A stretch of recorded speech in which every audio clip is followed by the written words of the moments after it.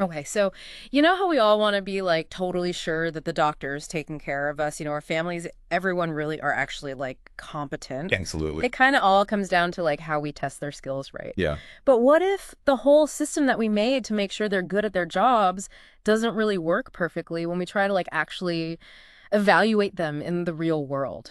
That's a great question. Yeah, right. That's where things get kind of interesting. Totally. So today we're going to do a deep dive into this study from medical education. It's called Translating Outcome Frameworks to Assessment Programs, Implications for Validity. Oh, this is a good one. Yeah, right. Yeah. This research really kind of pulls back the curtain on how we evaluate future doctors, Yeah. and it brings up some really crucial points that might actually surprise you. For sure, for sure. It's like okay, so imagine you have this super detailed recipe for baking, like the perfect cake, right? Okay. So that's like the outcome framework. It tells us exactly what the cake should look like and taste like at the end, right? And then we have the actual baking process, like the assessment programs, all the tests and evaluations. Okay. So what we're going to do today is figure out what the possible differences are between that perfect recipe and the cake that actually comes out of the oven. Yeah, we want to understand why sometimes this shift to competency-based assessment, which sounds really good in theory, runs into these unexpected problems when you actually try to put it into practice. Yeah. And this affects everyone because we all need good doctors, right? Exactly. Everyone, everyone. Oh. So for this deep dive, we're looking at what these leaders in postgraduate medical education at 3 Canadian universities are saying. Oh, wow. So these are the people like on the front lines dealing with all the challenges of actually using these new assessment methods. Exactly. They're the ones figuring it all out. And the main thing this article looks at is something we really need to break down for you guys. It's all about how taking these perfect outcome frameworks and turning them into real-life assessment plans can accidentally make them less valid. And when we say valid, we mean how much we can trust the data we're collecting to decide if someone's competent, right? Right. Okay, so let's get into the basics here. Like, what are these outcome frameworks even? Okay, so in medical education, these outcome frameworks are basically detailed descriptions of everything a doctor needs to know and be able to do so they can practice on their own in their specific field. So, like, it's all the core skills they need to be safe and effective when they're taking care of patients. Exactly. Got it. Okay, and then there's this thing called entrustable professional activities, or EPAs. Oh, yeah. These are like the specific tasks that doctors do all the time that are super important for their job. Right, right. And they help educators decide if a trainee is ready to take on more and more responsibility until they can finally practice independently. Okay, so what's really interesting here is that at first, a lot of people thought, and some still do, that these outcome frameworks are not just like important for good assessment, but that if we just follow them automatically, our decisions about a trainee's progress are good and we can defend them, no problem. So it was like, if it's in the framework and we're assessing it, we must be doing it right. Exactly. Yeah, and the study actually quotes some of the people they interviewed, and it really shows this. Really? Yeah, like one person they call hashtag 21 said that they basically copy the EPAs and milestones word for word into their assessment tools. Wow. And then another one, Peel 11, said that everyone in their specialty working group agreed that these frameworks should be like the main guiding principle. So like all the program directors, everyone thought these frameworks were the ultimate authority. Exactly. The thinking was if these frameworks are made by experts and everyone agrees on them, then our assessments should like match them perfectly. Makes sense. But the study found this other really important argument. While everyone thinks these outcome frameworks are needed, a lot of people also think they're incomplete when it comes to actually doing the assessments. This is where it gets super interesting. The researchers found out that the people putting these frameworks into practice often felt like not everything that's important for being a good doctor fits neatly into these EPAs. Oh, really? Yeah, and they used some interesting ways to describe this gap. Like one person, P13, talked about the other bucket, which is all the stuff that you can't easily call an EPA. The stuff that doesn't fit in the boxes. Right. And they even called it their specialty special sauce. All those important things that make a doctor competent that go beyond a checklist of tasks. That special sauce idea is really good. It shows that there are all these subtle things and complexities and qualities that are hard to define, but they all make a really good doctor. And these things might not be fully captured by the official outcome frameworks. Right. So basically, these frameworks are a good starting point. But what makes someone an expert might be in those harder to define areas which assessments are having trouble capturing right now. Makes sense. And this leads to some hesitation to completely abandon the old assessment methods that were designed to evaluate these more like well-rounded aspects of being a doctor. So things like getting feedback from lots of colleagues, 360 assessments, written tests that look at broader knowledge, or those simulations with actors pretending to be patients, OSCEs, objective structured clinical examinations. Right. It seems like people wanted to combine these older methods with the new ones instead of just completely changing everything based only on the new frameworks. So you can see it's not as simple as just taking the framework and applying it to an assessment system. The process of translating it is way more complicated. Yeah, it's much more nuanced. And the researchers used a really interesting lens to understand this. It's called Callan's theory of translation. Callan's theory. Yeah, it basically says that moving an idea from one context to another, like in this case, from these outcome frameworks to actual assessment plans, it's not just a simple logical process, it's also social and political, and it depends on what resources are available. Okay, can you break that down for us? What does social, political, and material actually mean when we're talking about medical education? Okay, so socially it means convincing all the different people involved, like the faculty who will be doing the assessments, the trainees being assessed, the administrators who run the programs. Everyone has to buy into these new assessment plans. Right, they all have to be on board. Exactly. And politically, there's always negotiation and compromise because everyone in the medical school and the different departments has their own interests and perspectives. That makes sense. And then materially, it means the actual tools and resources that are available, like the online platforms they use, to give and track the assessments. So it's about getting everyone and everything involved, the people and the technology, and making sure they're all working together, and also figuring out how to deal with any disagreements or problems that come up along the way. Right. It's not just like matching learning outcomes to assessment questions. It's way more dynamic than that. Yeah, there's this whole other level of persuading people and planning strategically and just dealing with the everyday reality of making it all happen. And the study points out that all this behind-the-scenes work can sometimes be overlooked, and it might not always prioritize making sure the assessments are actually valid. Right. And this is where we start to see some potential problems with making sure that our assessments are really measuring what they're supposed to measure. Because in the rush to put these new competency-based medical education systems into practice, the focus on validity can get lost sometimes. It can take a backseat to other more urgent things. Right. The study really digs into these competing influences that can become the main focus. So let's start with implementation, just getting these CBME systems up and running. Yeah, it seems like just making the system work became a huge priority for everyone. Totally. There was this need to set up a system that actually worked, to meet all the deadlines from the university or accreditation bodies, and most importantly, to get everyone on board, the faculty, the trainees, everyone. To get that buy-in. Yeah, exactly. One person, P15, said they did some of the initial work just to get stuff out there and get people doing something. So they were just trying to get things moving. Yeah, they were focused on making the system easy to use and relevant so people would actually use it. Okay, that makes sense. If the system is too complicated or people don't like it, it's not going to work. Exactly. But the study suggests that this focus on just getting something out there sometimes took priority over thinking about what makes a really good assessment and potentially how valid those assessments actually are. So the initial rush to implement might have led to compromises in how well they were actually measuring competence. Exactly. That's the key point.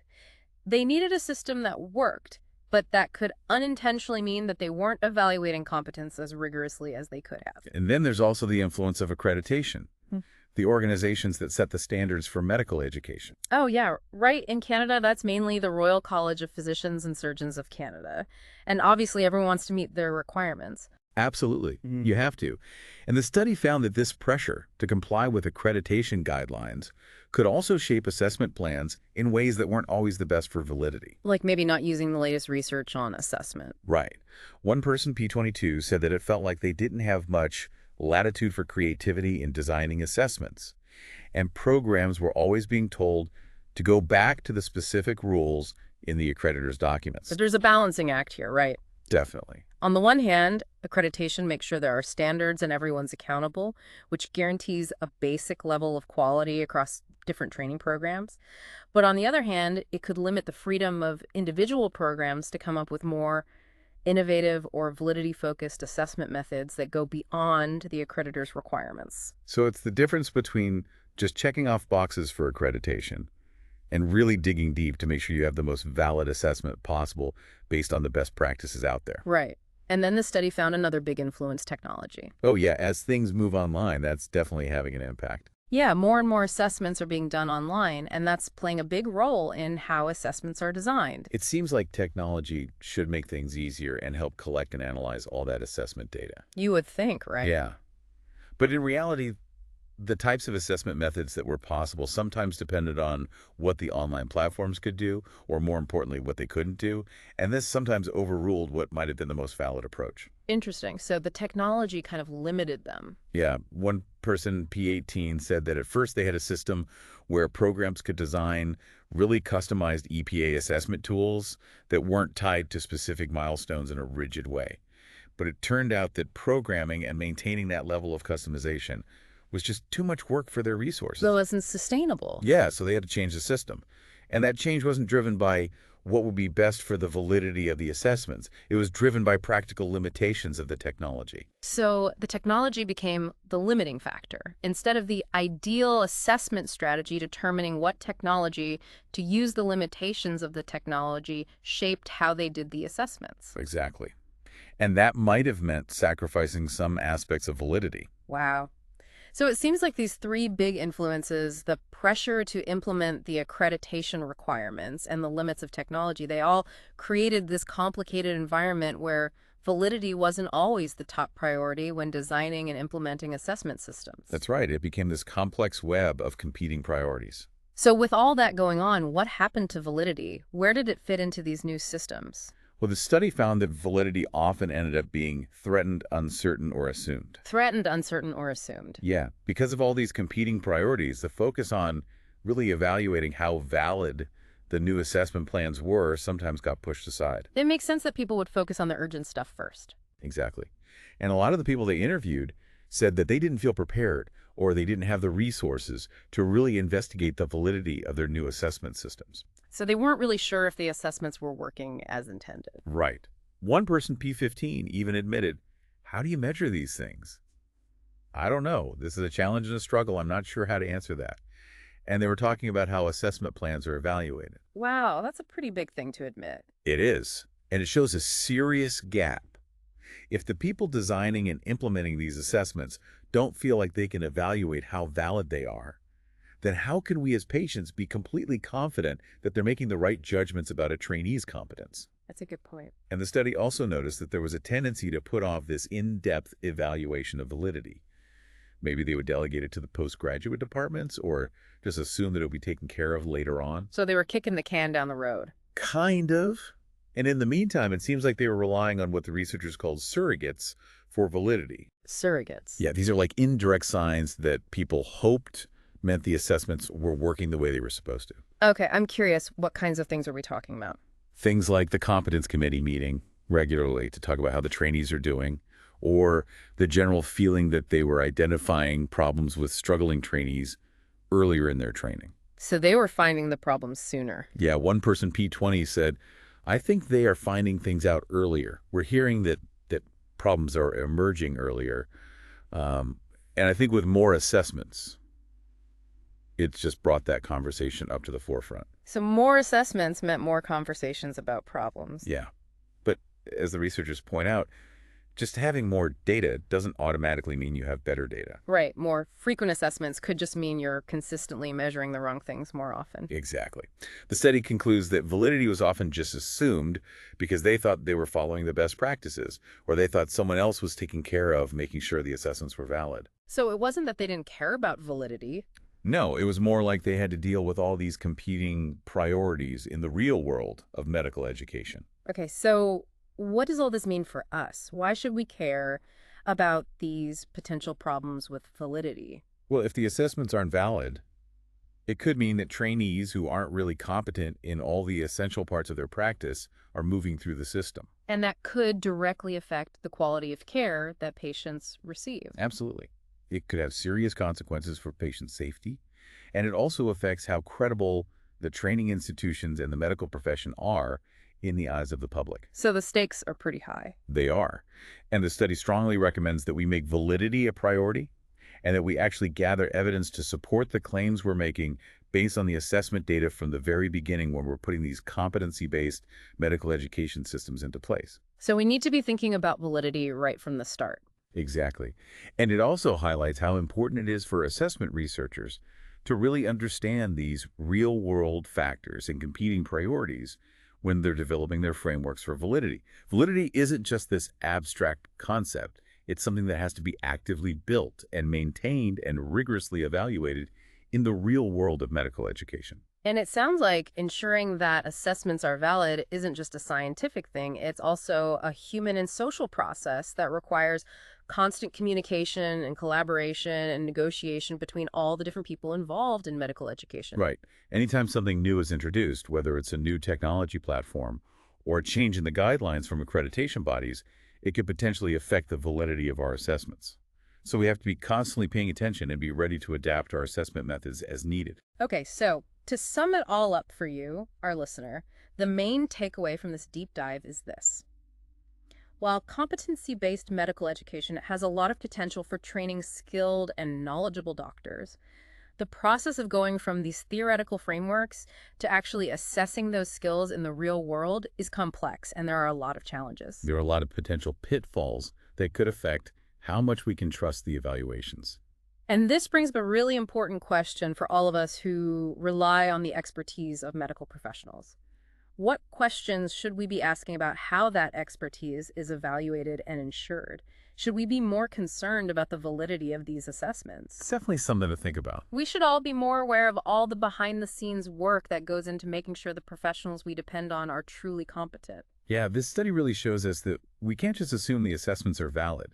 It takes constant attention and careful scrutiny and a willingness to adapt our methods, even when we're facing all these different pressures and real-world limitations. It's a continuous process. Exactly. And we encourage you to explore these ideas further. Yeah. Think about what competency-based education really means, what it means for an assessment to be valid, and how accreditation shapes professional standards in all kinds of fields. It's a fascinating and really important area that directly affects the quality of care and services we all receive. Yeah, it affects all of us. It really does. So dive in and learn more about it. It's worth it. Absolutely. Thanks for joining us on this deep dive. Yeah, thanks for listening.